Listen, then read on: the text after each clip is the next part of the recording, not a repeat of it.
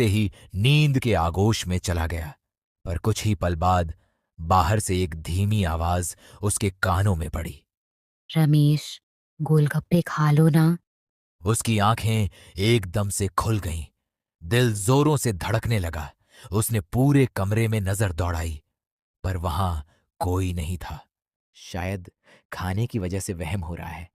यही सोचकर रमेश ने फिर आंखें बंद कर लीं, पर थोड़ी देर बाद वही आवाज दोबारा गूंजी, इस बार बेहद पास से, मानो कमरे में ही कोई खड़ा हो।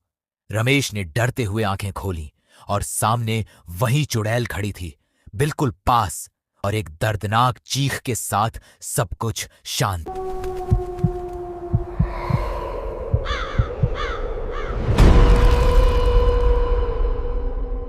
आज तो काम करते करते बहुत देर हो गई। रमेश ऑफिस से बाहर निकला तो देखा चारों तरफ एकदम सन्नाटा था। दूर दूर तक कोई इंसान नजर नहीं आ रहा था। रमेश घर की तरफ अकेला चल पड़ा।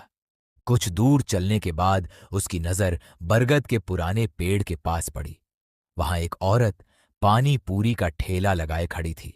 रमेश एक पल को रुका, कुछ सोचा, फिर मन बना लिया, चलो खा ही लेता हूं, भूख सच में बहुत तेज लगी है। रमेश ठेले के पास पहुंचा और पूछा, इतनी रात को यहां अकेली क्यों खड़ी हो? कोई जवाब नहीं आया। सन्नाटा वैसा ही बना रहा। ठीक है, बस 2-4 गोलगप्पे दे दो। रमेश ने गोलगप्पे खाए और बोला, वाह, बहुत स्वाद बनाए हैं तुमने, मजा आ गया। फिर भी उस औरत ने एक शब्द नहीं कहा। रमेश को अब भीतर से कुछ खटकने लगा। उसने ज्यादा न सोचते हुए घर की राह पकड़ ली। कुछ कदम चलते ही, चलो आखिरकार पहुंच ही गया, आज तो हद से ज्यादा थक गया हूं। रमेश बिस्तर पर गिरते ही नींद के आगोश में चला गया।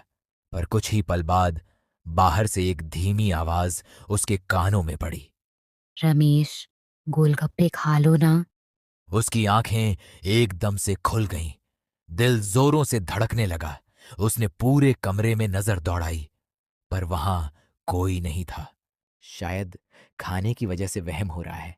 यही सोचकर रमेश ने फिर आंखें बंद कर लीं, पर थोड़ी देर बाद वही आवाज दोबारा गूंजी, इस बार बेहद पास से, मानो कमरे में ही कोई खड़ा हो।